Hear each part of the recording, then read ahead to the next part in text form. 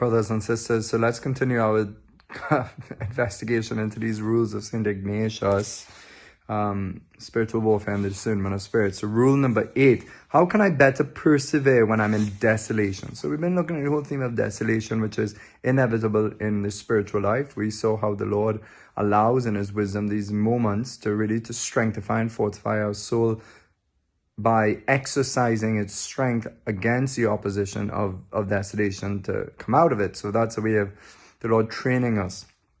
You might think of a boxing match, and someone practicing for the game will have to perfect their art at the incoming blows.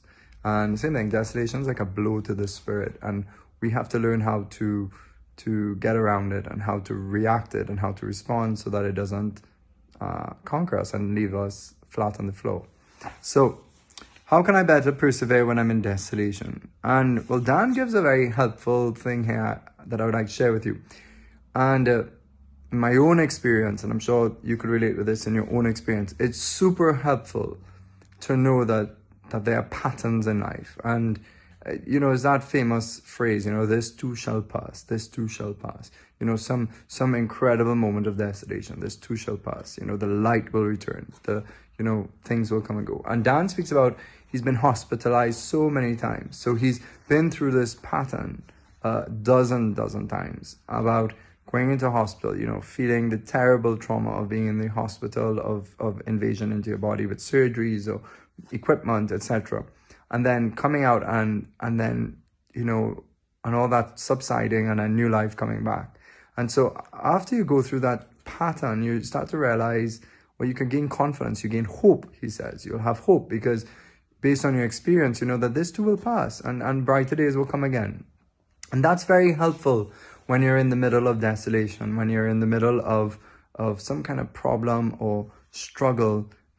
This too shall pass. And especially with our faith, we believe that when we pray, we can intervene with God's power into situations, and that at least God will give us the strength to carry whatever cross we have to carry for the sake of the greater good, for the sake of the greater whole of the universe, for the greater perfection. Maybe what is best for me is not always in the sense of me personally. Maybe it's best in the sense of how I could contribute to the perfection of life. Remember, our lives are not about ourselves only, that we exist in this community, in this world, and so it's not only about me, and I find that's very freeing as well, to know that I make some kind of sense of some of the ways that the Lord may, while working on us, perfecting us with some cross, might be creating some other good for somebody else. So we can just maybe quote some stuff here by St. Ignatius himself. He says, we must fight to be patient as an act of the will, no matter how we feel. We must not be timid in this fight, but be ruthless against the desolation in the way we manage our thoughts and fight negative thoughts. So we must fight negative thoughts. We cannot just let them become captain of our minds and hearts and directing us just towards seeing the evil, complaining or moaning or groaning, whatever it is.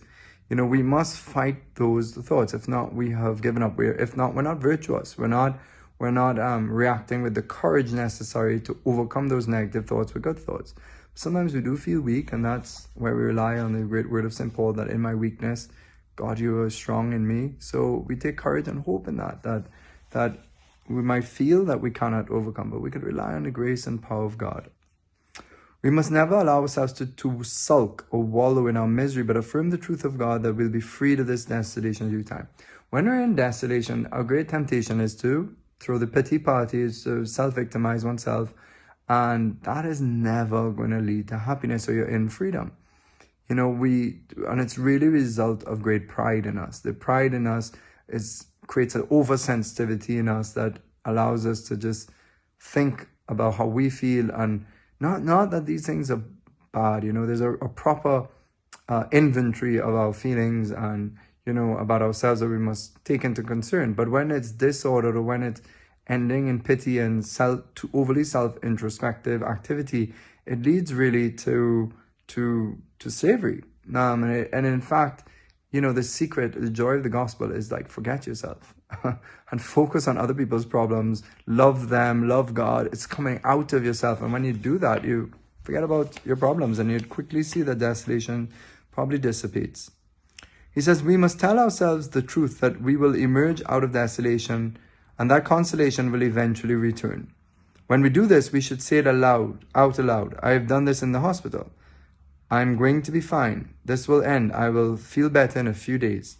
These affirmations of hope open the door to God's comfort, that the future will be a place where there is less pain and suffering, even if it is only an ebb in the suffering for a time.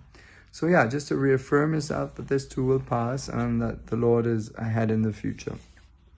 Reflections. As a child, were you ever on a car ride with your parents that seemed endless, but only seemed that way because you didn't know where you were in the journey? Have you ever used this rule without knowing it? What was the situation? How did your awareness of the normal ebb and flow help you?